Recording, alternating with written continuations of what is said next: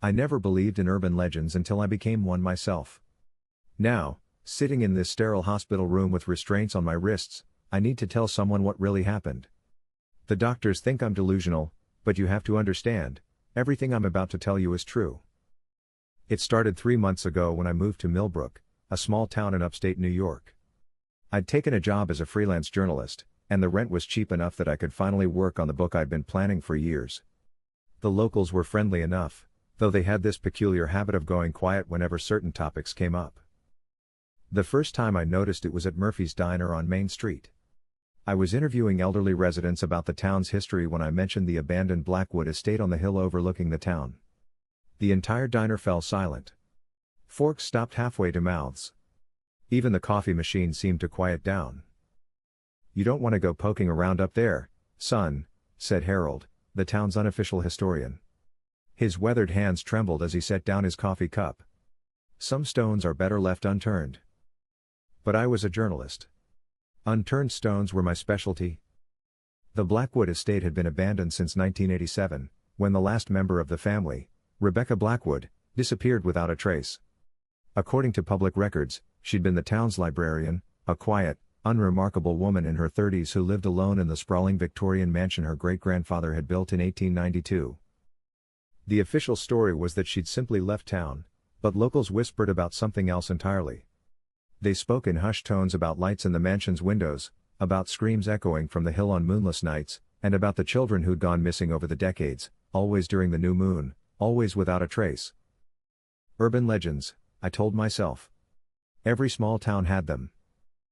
My research revealed 13 missing children spanning from 1923 to Rebecca's disappearance in 1987. All between the ages of 8 and 12. All last seen playing near the woods that surrounded the Blackwood estate. The police files were frustratingly thin. Missing person reports that led nowhere, investigations that stalled, cases that went cold. But there was a pattern.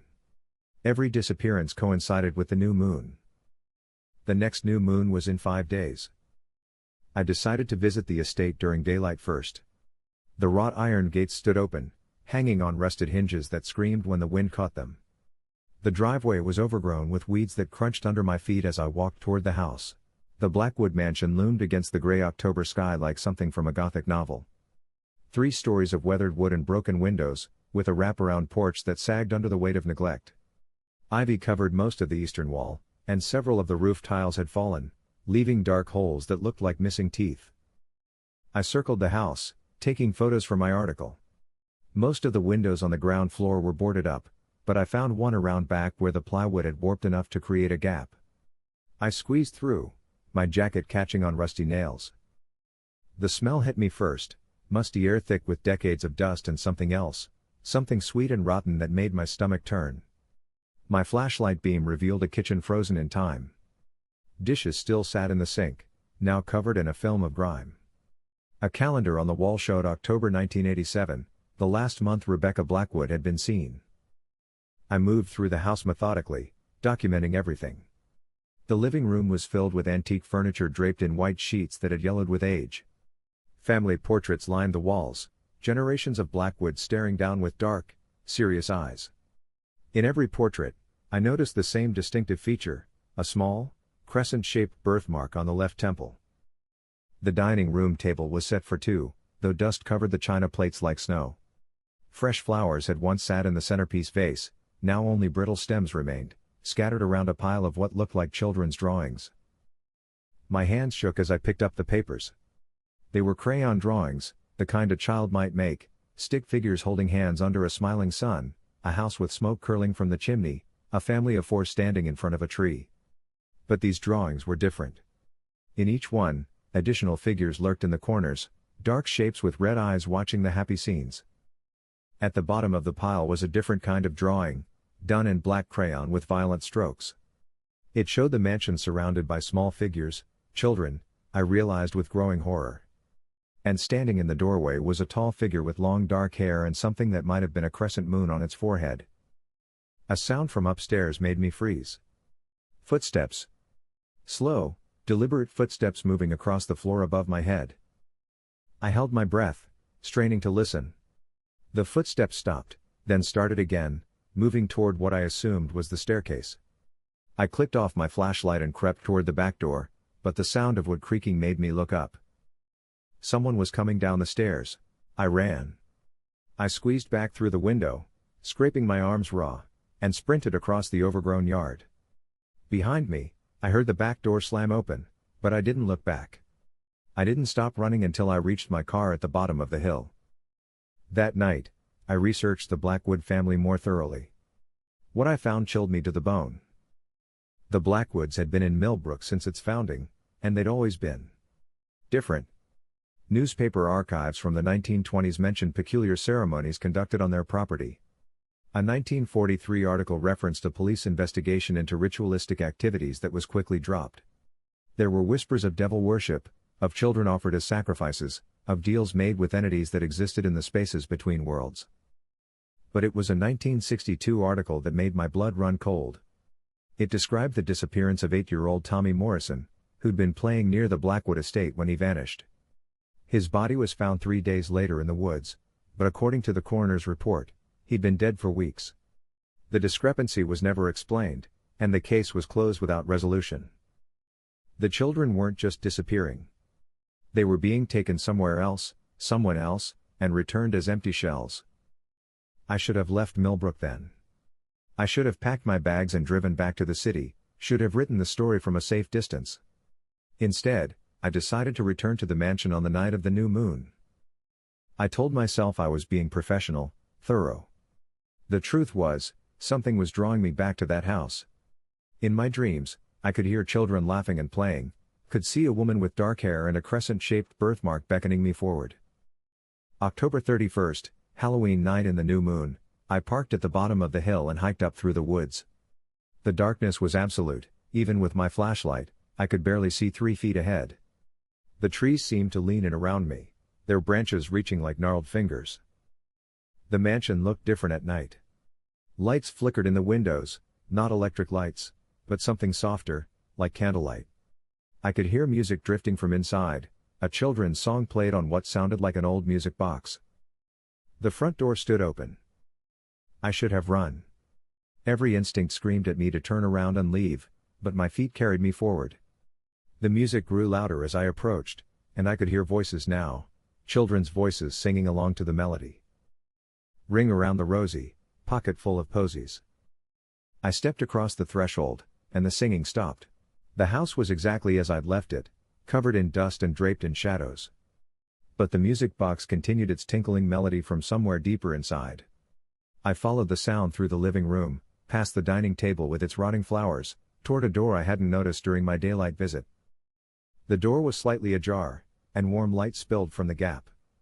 I pushed it open and found myself looking down a staircase that led into the basement. The music was coming from below. Each step creaked under my weight as I descended. The basement was larger than the house's footprint should have allowed, stretching back into shadows my flashlight couldn't penetrate. The walls were lined with shelves holding glass jars filled with what looked like preserved specimens, though I couldn't make out exactly what they contained. In the center of the room sat an ornate music box, its tiny dancer spinning to the haunting melody. Around it, arranged in a perfect circle, were 13 small chairs. Children's chairs. And sitting in each chair was a child. They were perfectly still, their eyes closed, their hands folded in their laps. They looked like they were sleeping, but their skin had a waxy, artificial quality that made my stomach turn. These weren't sleeping children, they were dolls. Perfect, life-sized dolls dressed in clothes from different eras. I recognized some of the outfits from the missing children reports I'd read. A little girl in a 1940s dress. A boy wearing the kind of striped shirt popular in the 1960s. The most recent edition wore a Teenage Mutant Ninja Turtles t-shirt from the 1980s.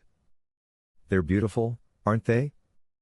I spun around, my flashlight beam catching a figure standing in the shadows. She stepped forward, and I saw her clearly for the first time, a woman with long dark hair and pale skin, wearing a dress that might have been fashionable in the 1950s.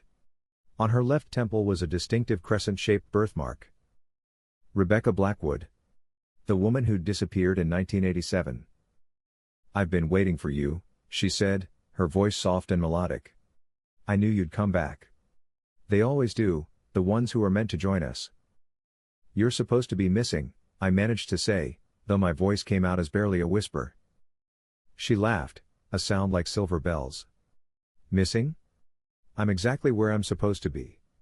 Where I've always been. This house, this place, it exists in the spaces between moments. Time moves differently here." She gestured to the children in their chairs. "They're not dead, you know. They're preserved, kept safe in the moment right before their innocence would have been lost to the cruel world above. Forever children, forever pure." I backed toward the stairs, but found my way blocked by two more figures, a man and woman in Victorian dress, both bearing the same crescent birthmark. More Blackwoods, I realized. The family hadn't died or disappeared over the generations. They were all here, existing in this pocket of twisted time. "The legend says we sacrifice children," Rebecca continued, moving closer. "But that's not quite right. We save them. We take them at the moment of their greatest happiness and preserve that joy forever." She reached out and touched my cheek with fingers that felt like ice. "But adults are different. Adults we can use. Your life force, your energy, it feeds the place between moments. It keeps our sanctuary running." I tried to run, but my legs wouldn't obey. The other Blackwoods were moving closer now, and I could see that they weren't quite solid, their forms flickered like candle flames, and their eyes held no warmth. "The children come willingly," Rebecca whispered in my ear. "They see what we show them, a place where Halloween never ends, where they can play forever. But adults have to be convinced." The room began to spin around me, and I felt myself falling backward through space and time. Images flashed before my eyes, the mansion in its prime, children playing in the yard while the Blackwood family watched from the windows. I saw the first disappearance in 1923, watched as a little girl followed Rebecca's ancestor into the basement and took her place in one of the chairs. I saw the truth of what the Blackwoods were, not human, not anymore. They were something older, something that fed on innocence and sustained itself on the life force of those who got too close to their secrets. The spinning stopped, and I found myself back in the circle of chairs. But now there was a 14th chair, adult-sized, and I was sitting in it. My hands wouldn't move, my voice wouldn't work. I was trapped, just like the children, but where they had been preserved in moments of joy, I was frozen in terror.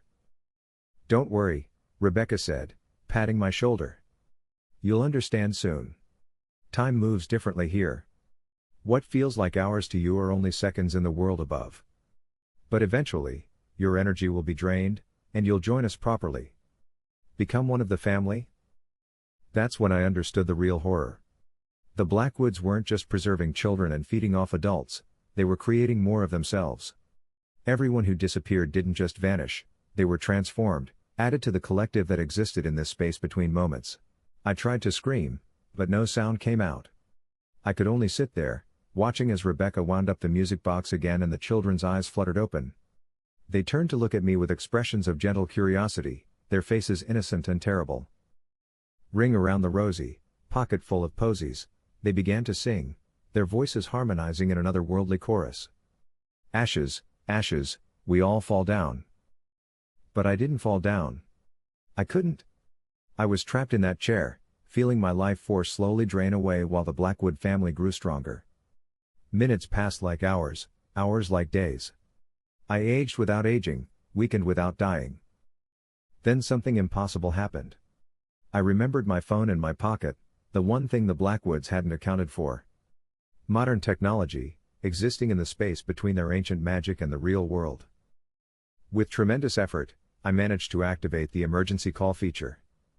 My location went out to local police, along with a distress signal that would keep broadcasting until the battery died. The Blackwoods sensed the intrusion immediately. Their forms flickered and wavered as the signal created interference in their pocket dimension. Rebecca's face contorted with rage as she realized what I'd done. "You've ruined everything," she shrieked, her beautiful facade melting away to reveal something ancient and horrible underneath. Centuries of work, of careful planning. The basement began to shake, and cracks appeared in the walls. The children in their chairs started to flicker like old film, and I could hear sirens in the distance, not from their world, but from mine. That's when I broke free. The police found me 3 days later, wandering along Route 9 about 10 miles from Millbrook. I was dehydrated, hypothermic, and suffering from what the doctors called severe psychological trauma. They said I'd been missing for 72 hours, though I swear I was in that basement for weeks. When they searched the Blackwood estate, they found nothing. Empty rooms, old furniture, and no sign that anyone had been there recently. The basement I described didn't exist, just a dirt floor and stone walls with no chairs, no music box, no preserved children. But I know what I saw. I know what happened to me. The real horror is what I discovered when I researched further from my hospital bed. The pattern of disappearances hasn't stopped, it's spread. Children have been vanishing from towns across the country, always during the new moon, always without a trace. The urban legend is growing, taking root in new places as the Blackwood family adapts and spreads. They're still out there, existing in the spaces between moments, collecting children and feeding off the adults who get too close to the truth. And the worst part? I think my phone call didn't just save me, it helped them. The emergency signal, the GPS coordinates, the digital footprint I left behind, it gave them a new way to reach into our world. Last night was a new moon. This morning, I heard on the news that a 9-year-old girl named Sarah Chen went missing from a playground in Portland, Oregon. The police have no leads, no witnesses, no trace of where she might have gone. But I know. I know exactly where she is, sitting in a small chair in a basement that exists between heartbeats, between seconds, between the spaces where nightmares become real. The doctors say I'll be released soon. They think I'm getting better, that the hallucinations are fading. They don't understand that I'm not crazy, I'm marked. Once you've been to the place between moments, once you've seen the dark side of urban legends, you never really escape. Sometimes, late at night, I can hear children singing. Ring around the rosy, pocket full of posies. And I know that somewhere, in a basement that shouldn't exist, Rebecca Blackwood is winding up her music box again, waiting for the next new moon, the next child to add to her collection. The legend continues to grow, spreading from town to town like a virus. And I'm the one who helped it evolve, helped it adapt to the modern world. I never believed in urban legends until I became one myself. Now I am one. The patient who wrote this account was found dead in his hospital room on November 3, during the new moon. The official cause of death was listed as cardiac arrest, though he was only 34 years old with no history of heart problems. Security cameras showed him sleeping peacefully until 3:17 a.m., when he suddenly sat up, smiled, and lay back down. He was discovered the next morning with what witnesses described as an expression of perfect peace on his face. On his left temple, barely visible unless you knew to look for it, was a small, crescent-shaped mark that hadn't been there when he was admitted. The legend of the college roommate who discovers her roommate has been murdered while she slept through it all is one that's whispered in dorms across America. But what happened at Millbrook University in 1987 was far worse than any urban legend could capture. Sarah Chen had always been a heavy sleeper. Her friends joked that she could sleep through a marching band, and they weren't wrong. So when she started her sophomore year at Millbrook University, sharing a cramped dorm room with quiet, studious Rebecca Morrison, Sarah figured her sleeping habits wouldn't be an issue. Rebecca was the perfect roommate, neat, considerate, and so quiet that Sarah often forgot she was there. She studied late into the night with a small desk lamp, never making a sound. Sarah would fall asleep to the soft scratching of Rebecca's pen on paper and the occasional rustle of turning pages. "You're so lucky," Sarah's friend Lisa would say. "My roommate snores like a freight train and leaves dirty dishes everywhere." For the first month, everything was perfect.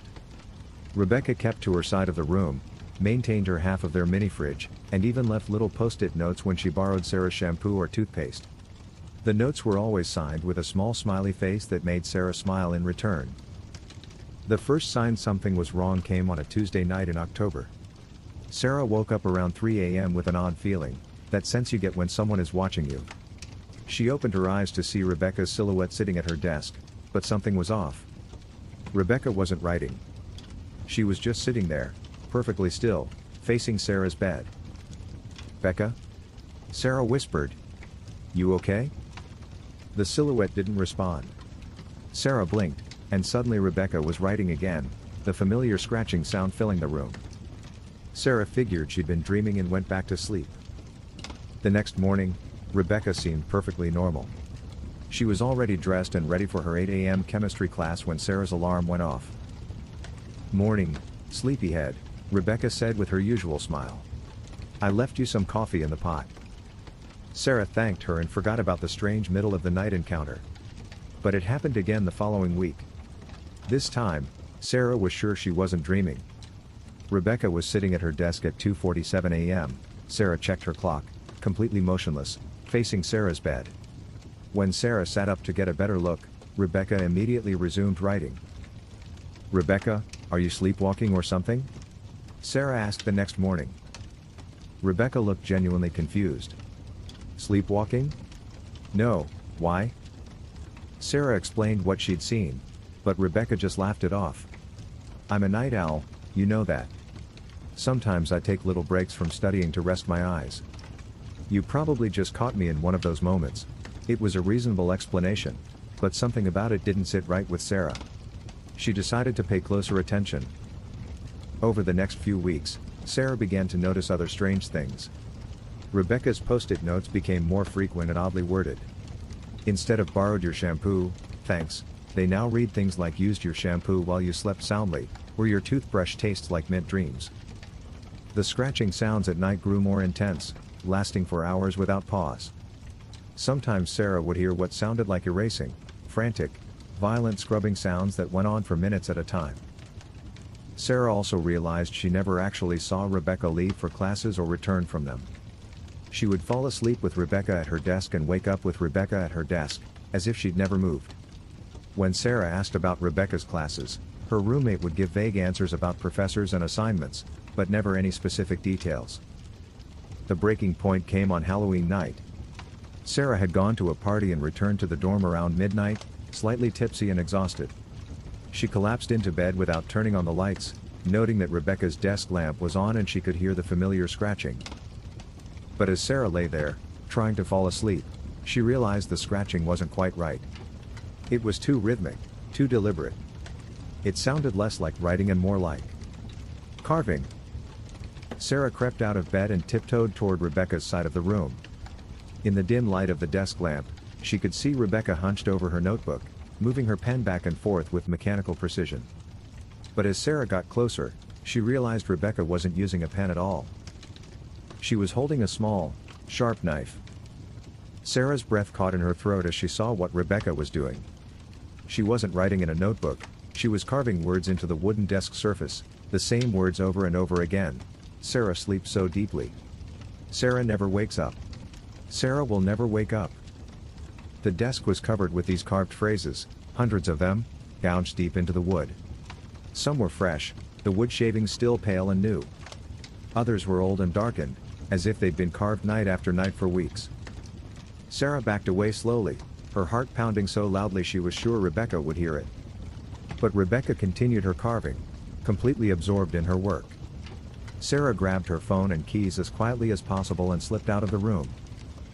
She spent the night in Lisa's room, telling her friend everything. Lisa was horrified and insisted they call campus security immediately. "This is seriously messed up, Sarah. She's been watching you sleep and carving threats into the desk? That's stalker behavior." They called campus security first thing in the morning. Officer Martinez took their report seriously and accompanied Sarah back to her dorm room to confront Rebecca. But when they opened the door, Rebecca was gone. Her bed was neatly made, her belongings were still there, but she was nowhere to be found. Officer Martinez examined the desk and went pale. "Jesus Christ," he muttered, running his fingers over the carved words. "How long has this been going on?" But that wasn't the worst part. As Officer Martinez examined the desk more closely, he found something that made Sarah's blood run cold. Hidden among all the carved threats were detailed schedules, Sarah's schedules. Not just her class times, but when she went to bed, when she woke up, when she showered, when she ate. Every aspect of Sarah's daily routine had been meticulously documented and carved into the wood. And at the bottom, in letters deeper and more deliberate than the rest, were the words, "Phase 1 complete." The campus police immediately launched an investigation. What they discovered made the local news and became the stuff of nightmares for students across the country. Rebecca Morrison didn't exist. The girl who had been Sarah's roommate for over a month had never been enrolled at Millbrook University.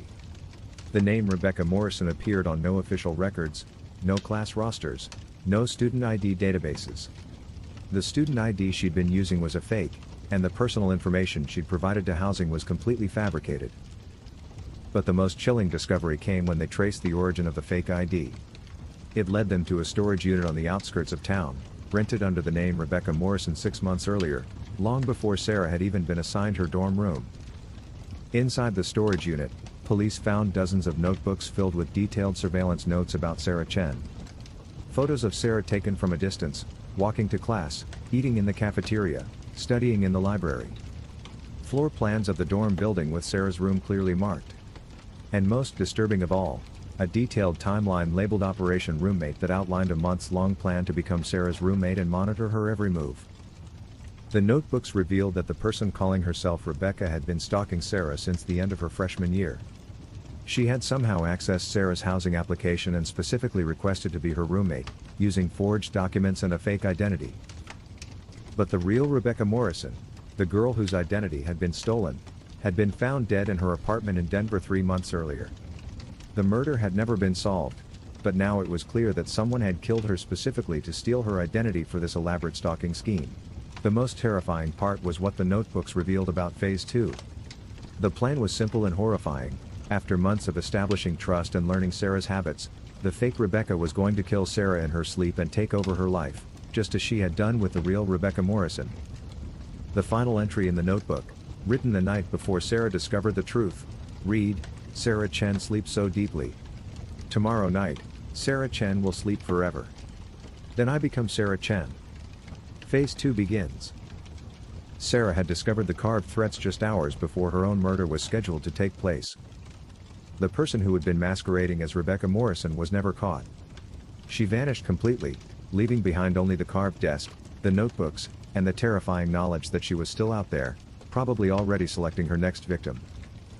The case became known as the roommate identity murders because investigators eventually linked the disappearances of at least 6 other young women across different states to similar patterns. In each case, the victims had acquired new roommates with stolen identities, roommates who had studied their targets for months before making contact.